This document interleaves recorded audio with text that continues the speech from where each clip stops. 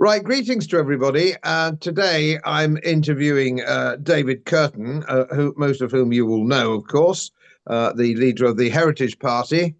And I'm usually on his channel. So he's on my channel today, where the principles are much the same because there's not much we don't disagree on. So we are simpatico with each other on most subjects. And I'm going to come on to a recent video of his, which I need everybody to have a look at because I think it's quite important. And I'll come on to that in just a minute, and David can outline it for us. Just a little bit about a background for me, although obviously most people know me on this channel reasonably well, although new subscribers are joining all the time. I am I'm a professional man, basically. I was about to say retired. I retired 10 years ago for 6 months. I didn't like it and went back to work again. So I've been working since I went into the City of London as a trainee in 1967.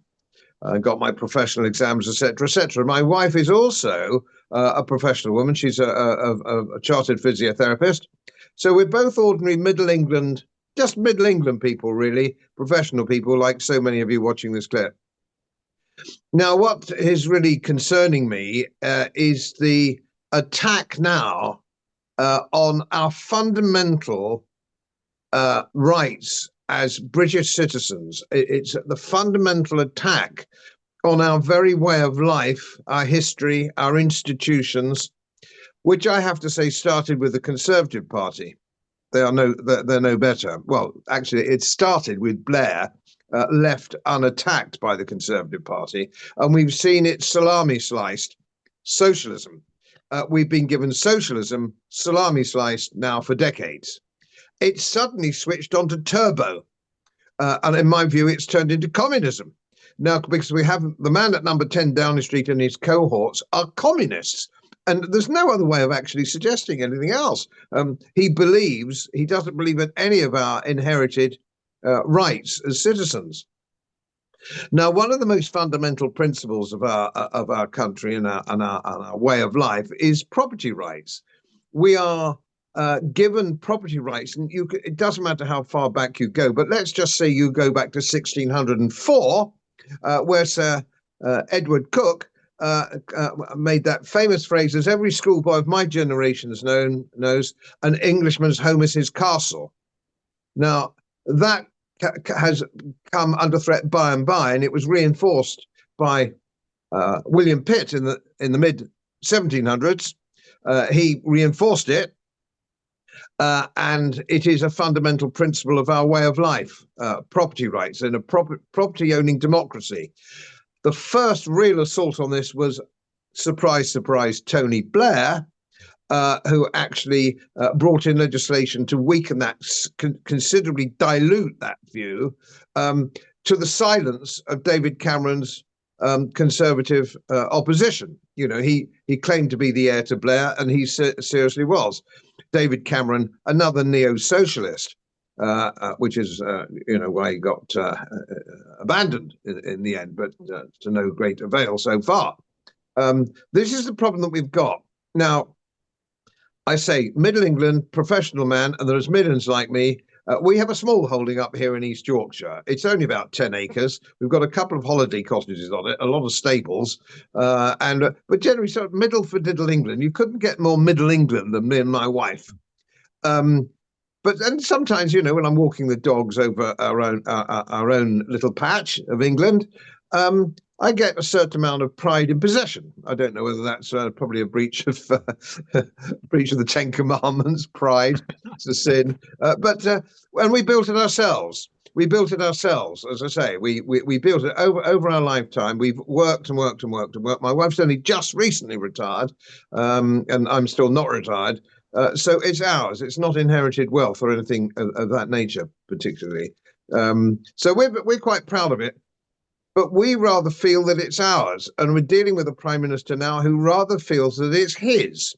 Well, it's not his, and of course, everything these days is done under the climate, the climate emergency. There is no climate emergency. And if you look at my website, which is godfreybloom.uk climate, you will find thousands and thousands of reports from international scientists confirming there is no climate emergency. It's in depth. It's forensic science disproving all this nonsense. And you probably see here today, I've got 2 or 3 woolly pulleys on up here in Yorkshire because it's bloody cold. It's been freezing for weeks and weeks. And we've had some snow. There's been snow all over the country, and we were told unashamedly that we would have seen 30 years ago that we've seen the last of snow. The planet is warming, and all this kind of business. It just hasn't. When's it going to happen? When is this going to happen? 30 bloody years we've been waiting for this, and it's not happening. And it's freezing cold up here now in Yorkshire again this year. So the whole thing is bogus. And the so-called climate emergency, is a stick with which to beat us. And nothing more shows us this by this piece of legislation, which is coming up for a second reading, a private member's bill, which has got a second reading, which is really unusual, which means it must be government sponsored in order to get that kind of parliamentary time. Now, David Kurten has made himself an expert on this. Bless him, and he's done a very good video, and you'll see that you'll see the clip so you can go straight to it in depth. But perhaps, David, you'll be so kind to just give us an outline of what's going on, what's happening, how do we get to this situation, and there's some really bizarre things in it, aren't there? So over to you now, David. Tell us all about it. Yeah, absolutely. I mean, everything you said, Godfrey, is absolutely true. You've got a government here which is really communist. Well, it's a combination of communist, corporatist, and tyrannical, essentially. But if you look at the Communist Manifesto from Marx, written in 1848, there's 3 things that they say that need to be abolished. One is the nation state, the second is the family, and the third is private property. And that's kind of what you alluded to very much in your opener there. I mean, so they actually think that they own all of the money and all of the property in the land, and they actually believe that the children of the nation belong to them rather than to the parents who have born the children. That's how these communists think, who are in power now. And you're right, it's not just a socialist Labour government. They are now attacking the foundations of our nation in those areas. So let's go on to this climate and nature bill. And you're right, it's a private members bill, but this is the 3rd time it's been introduced. First time was by the Green Party, the second time by someone in the Labour Party, this time by someone in the Liberal Democrat Party back in October 2024. But essentially, it declares there's 2 things. Now, we're very, very familiar with the government and local authorities around the country saying there's a climate emergency. And of course, there is no climate emergency. Carbon dioxide is not a harmful gas. It's a natural gas.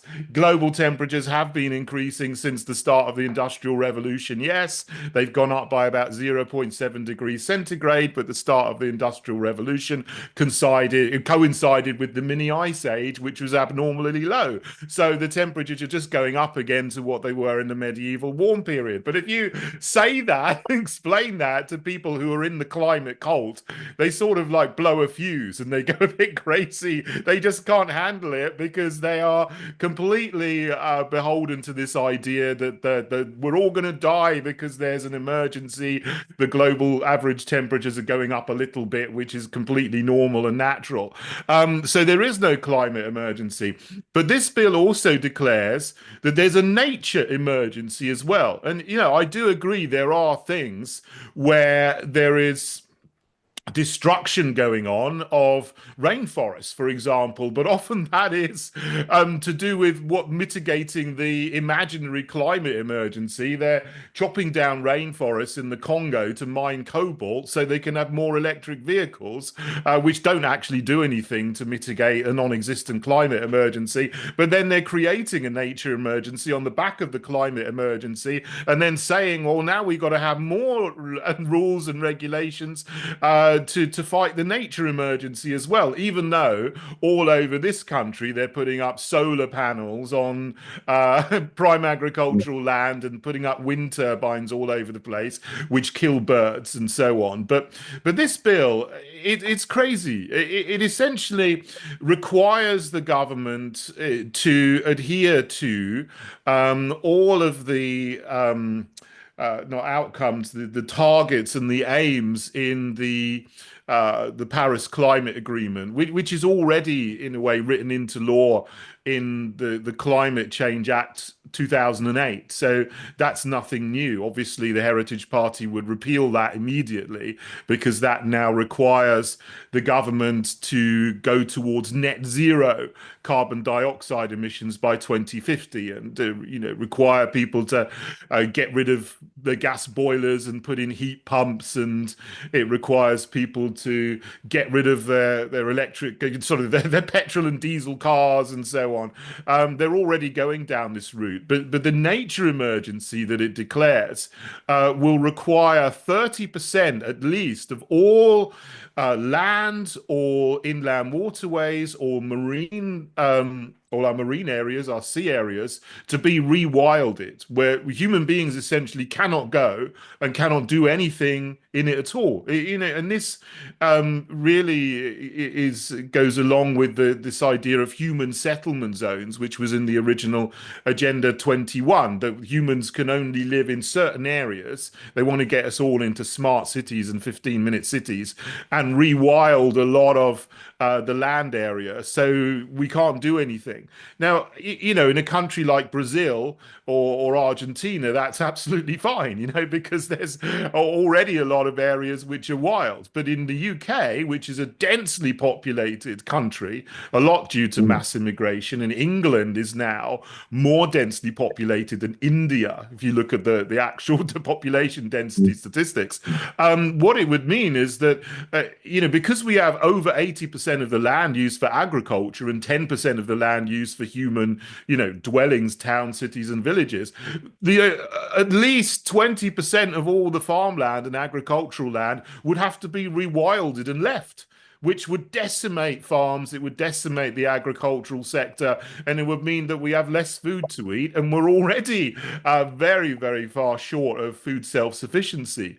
So these are the two things that they want to do, and it will give power to this new committee, the Climate Change Committee. It already exists, but they're going to give it more powers to require the government to make targets along the route to 2050 and to force them legally to make these targets and enforce that in the courts with judicial reviews and so on. But you're talking about it being a bit crazy.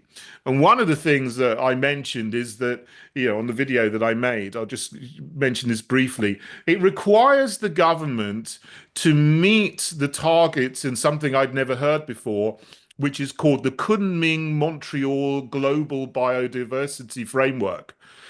And part of that, if you read it, is it gives rights to Mother Earth.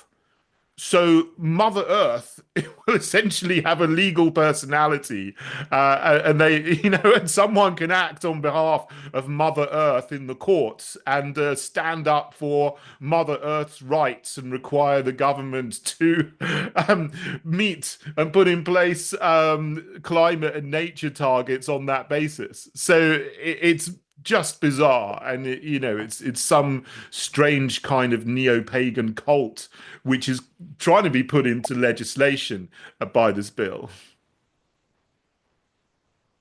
We've got a pasture which is about 6 or 7 acres, I suppose. From what I've read of this, from what I've seen of this, David, they could decide to put a wind turbine on it and I couldn't do anything about it if this is passed. They could just say, no, you've got 6 acres and it's only down to grass for your horses. We can think of a better way of using that. So here's a wind turbine. And with all that entails. And of course, also my neighbors, who are more serious farmers and landowners, they surround me, as it were, with their 1,000 acres. But they could have if they lost 30%, it's cereal crops where I live. It's cereal crops. If they have to lose 30 up to 30% of their land, it means their farm would not become viable at all. And then if you add the assault of inheritance tax, so they can't pass it on to their sons, that 20%, 25% would kill it stone dead. Or whatever tax they decide inheritance tax will be at the time. Now, we saw this, did we not, in the Stalin era? The one thing Stalin did was he got rid of smallholders, if you will, or small farmers, or call them what you will, and they were actually murdered in their millions. And it seems to me that this is the way that we're going. He's clearly a psychopath. Or perhaps maybe, I don't know, maybe a sociopath. I don't know. The dead eyes, the completely disassociation for any form of compassion, it seems. And he seemed to have his cohorts are just the same. They seem to hate me, and you. We're Middle England, aren't we? We're middle for diddle, going about our business, sometimes leading lives of quiet desperation. I'm past it now, that kind of thing, paying the mortgage and paying the bills, and now taxed, they're tax all the time. We've now sort of got ourselves in a situation. We've never been, the tax, inheritance tax and income tax, all that kind of thing now is getting to the stage now, we're just blowing it. We've never really been, we like fell walking and stuff like that. Well, we're doing on a couple of cruises, I think, or something like that. But just because if I don't spend the money, he's going to take it. And there are young men, and there was a chap the other day from Stoic Investment, a young man, under 30. He's considering going. A lot of his friends have gone, who are very wealthy young men who have built businesses from nothing. They're going. And I remember this in the 70s. In the 70s, people were going in quite big numbers. They were just saying, no, I can't deal with this. And they went wherever. They're going to Dubai now where they're left alone. They can run a business. You can run a business from Dubai. Yeah. You don't need to be in London. I don't need to be anywhere specifically. They seem to be driving us out. And of course, if you look at net, we've got mass immigration, but nobody seems to be taking too much notice of the people that are going, the wealth creators who are going. The people who are coming in are, broadly speaking, it seems to me, wealth devourers, not wealth creators. So we can't go on like this. And of course, one might argue, if we can't go on like this, we won't go on like this. I've already suggested that this government will collapse by Easter of 2026 because they will simply go broke. And we saw that with Dennis Healey in the 1970s. When he had to go to Switzerland and see the gnomes of Zurich because the cupboard was bare. This government is clearly going to bankrupt the country, and I think it's going to be much sooner rather than later. But you're right. The opposition, where's the opposition? I bet nobody watching this clip really knows anything about this bill at all. So where the hell are the opposition? Yeah, I haven't heard anything apart from people, you would think who are in the freedom movement and associated people around. It's the same kind of people who fought against lockdowns, who fought against coerced experimental injections, and people who are sort of outside the political system. Or obviously, the Heritage Party is political, but we're not of the establishment. We're not of the Uniparty. But anyone in the Uniparty, Tory, Labour, Lib Dem, Green, they all think this is wonderful. The NGO that is pushing this is called 0 Hour, and they say they've got 190 MPs supporting this. I don't know whether they'll all be in the House of Parliament next Friday when the bill is debated, because a lot of them don't go to Parliament on Friday, thank goodness. But I don't see any resistance. I don't see Reform even talking about it, or the DUP, or the TUV, or any other parties like that. So it's really just us and the Heritage Party that have been speaking about this, and trying to raise awareness of this. And I think there's a lot of people who are grassroots fighters and activists who are actually now aware of this and are writing to MPs to try to get them to see that this is not nice, because the two sort of psychological words here, climate and nature, and you think, oh yeah, I've got to do something about that, but this is just going to do the opposite, and it's there to destroy the economy, like you say. And this government is not just incompetent. It is a deliberate demolition of the economy and the country as a whole. And you're absolutely right. You know, within a year, I think there's going to be an economic crash. And that's something that I've never experienced, and I think most people in this country have not experienced, and it's not going to be nice at all. And you know, the frightening thing is you can see the signs of this because the people who have got money are fleeing because they know it's coming. The people Mhm. who are looking, who are experts in the economy and understand finance, they're leaving the UK because there's no point in investing here anymore because you're not going to make a profit, even if you have a business that's viable. If you've got money here, it's going to be taxed and it may be taken. You know, I'm not giving financial advice, but you know, I think people who are sensible are thinking about how much money they leave in UK-based banks at the moment. You know, that's something to think about. But yeah, it's happened in the 70s. I was a child in the 70s, so I wasn't really affected by it emotionally. I just thought, oh, there's power cuts, but we're having candles tonight, so it was quite nice for me as a kid. Yeah, But as an yeah, adult, I think, well, that's terrible. There were power cuts in the UK in the yeah. 70s, and that era might be coming back again. Just what is an interesting thing, David? Of course, this doesn't apply to them. So we can't go on holiday, we can't fly, we can't drive cars, Mm. um, etc., etc., etc. And we don't have index linked. If you're in the private sector, you don't have index linked pensions, for example, which are impossible to purchase now anyway. But it never applies to them. Ministerial cars, private jets, it all.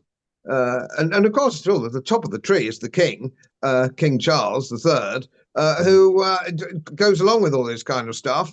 Well, I don't know. I think he's got some 21 houses and castles, has he, or something like that. He's now got his private jet and he's got all his cars and all that kind of thing. I mean, it even begs the question how long the monarchy can survive under this man. Mm. And his son isn't very much better. So if he abdicated, we'd just get more of the same. So what we've had all through these centuries is a parliamentary democracy and a constitutional monarchy since 1688, one might argue. And that's all seems to be going down the lavatory. I mean, and it's a question of really what the king, who is at the end of the day, it is a constitutional monarchy, is what he doesn't say, isn't Mm. it? Rather than what he says, it's what he doesn't say. No, Well, no opinion expressed on the invasion of the country by illegal immigrants, which surely, if he's the top man in the realm, he should be talking about this. He should be saying this and dealing with this. I don't buy this business. Oh, he's a constitutional monarch. He can't say anything. That's bullshit. He says plenty when it comes to mm. this kind of thing. But when actually the interest of his subjects, he remains silent. They all seem to remain silent. And we're beginning, are we not now, to see our hope, or one of the hopes, of course, for the Reform Party, of just recruited Charlie Mullins, the man whose mantra was no jab, no job, who was a Remainer to his core. And he's been embraced by the Reform Party as they embrace failed Conservative politicians who got us into this mess to start with. Oh, come and join us. And they're going, yes, I don't mind if I do, because if I put a Conservative tab on me when I next stand for election, I'll lose again. I might put Reform on and I'll get elected again and I can stay in the game. Well, So obvious to people like us, isn't it? What's their game?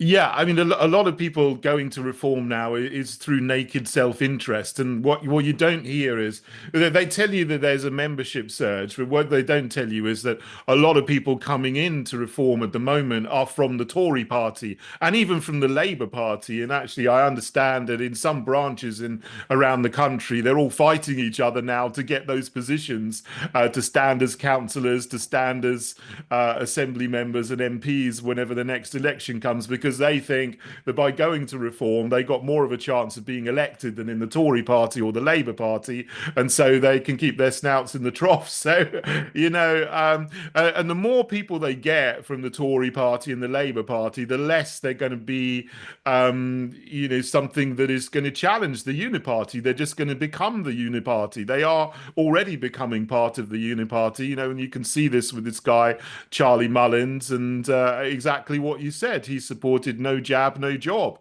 and actually enforced that in his company. Tice was the same. Tice was a big Tice, jabber. Nigel exactly. Farage wanted Tony Blair to take over a military-style jabbing operation. Yeah. I mean, what's going on? That's why I started the Heritage Party. When I started it in 2020, there was no reform. The Brexit Party had deactivated and UKIP was falling apart. There was nothing going on. But a few weeks after I started the Heritage Party, they came out and said they're going to start reform. But then all the way through the last 4 years, they've been wrong about everything that's happened. They supported lockdowns initially. Tice exactly supported no jab, no job. Farage, was supporting Tony Blair to roll out the jab, as you say. They supported escalating war in Ukraine, which is just disastrous for this country and the West as a whole, and all the money that we're throwing down the drain at that. They seem to support that going on. So, people have short memories sometimes, and there's also a big, lots of publicity going on for reform all over the place, but you got to look at their principles, and you got to look at what they do and say, is this the right thing for the country when they've supported all of these things? And and now they're getting people like Charlie Mullins, and he says he's going to be a candidate. He says he was asked by Farage personally to be a candidate. So I don't know what conversations they had, but you think, well, this is not something that's going to represent people who want their country back and people who want freedom and medical freedom and autonomy. It just isn't. So you need something different to them if you want to restore our nation. Interesting that Mullins is a multimillionaire, isn't he? And yeah. My experience, I did 10 years in politics, disgusting though it was, but basically because I'm a city fund manager, that was my background, the city. And so I all know about money. But you'll find, in my view, in my experience of life, I was born in 1949, that if you think something's a bit weird, you'll find that money is behind it. So I think you'll find that this acquisition by Reform is about money. And I think you'll find, you dig down, he's made some form of contribution to Reform Limited. To Reform Limited, not a political party. It's very strange, isn't it? It's one of the only political parties that is that has shareholders. I mean, most political parties are limited by guarantee as a non-profit organization. That's what the Heritage Party is. The Reform seems to be the only one that has shareholders. Two shareholders. I feel a bit of a chump, really, because I've never supported a political party per se, apart from Brexit and stuff like that, and UKIP. I sort of vaguely reluctantly came out just before the election and said, well, it seems that Reform are the only game in town. I voted Reform myself, and I promoted Reform on my channel before the election. I'm feeling a bit of a Burke at the moment. You think at 75 years old, I'd be a bit more difficult to con, but I've got a feeling that I'm just as gullible as everyone else, it would seem. Well, I know a lot of people are thinking that now, and they're thinking, well, I understand, the Heritage Party, we had 41 candidates. We couldn't stand everywhere. So in a lot of places, people thought, well, that's the least worst option. I'm going to vote for that because at least there's some things there that they're talking about, which I would agree with, need to lower immigration and so on. But now they've been in, they've got some MPs and for 6 months, and people are more and more realizing as they do one thing after another, they're going, well, what on earth is this, and coming away from it. So, I understand that's the decision some people made in the general election, but 6 months on, things are much more clear to see now. It's disappointing, and anyway, there we are. It's just You know, if I You're can't be welcome to brutally join me, frank, if I was Godfrey. a younger man, I'd bugger off. I really would. But I'm not a younger man, and we've got a little small holding, and I will protect it with my life. They better understand that. Don't come and try and take this at my age, because I've got nothing to lose, mate. I'll Quite do so. for you.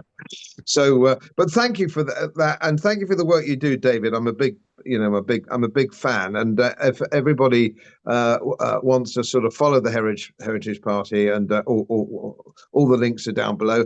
And I suggest you do. You will learn much. And it also, David, it saves you doing some spade work. I'm very busy with trying to keep lots of plates in the air. And David, your spade work is really very useful indeed, because it releases time for me to do something else. In the same sphere, as it were. But thank you, and thank you again, David. Most useful, and we'll keep in touch again on this. Will it pass next week? What's the implications of it, etc., etc. So thanks very much, David. Thanks for coming on.